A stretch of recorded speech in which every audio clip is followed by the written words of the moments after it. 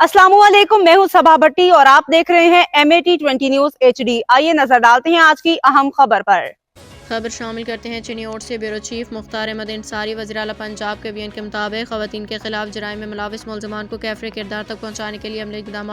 Police line में anti rape investigation and trial act 2021 के हवाले से SSOIU कोर्स का इनेकाद।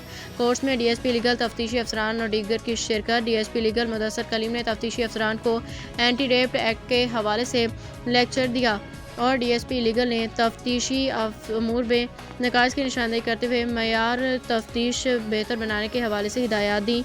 तफ्तीशी अफसरान को दौरान तफ्तीश शहादतों के पेशा अंदाज में महफूज करने और अदालत ने बतौर सबूत पेश करने के हवाले से आगाही दी। तरबियती वर्कशॉप का मकसद रेप जैसे संगीन मुकदमात में मुलविस मुलज़मान को मेयारी तफ्तीश से करार बाकी सजाएँ दिलवाना है।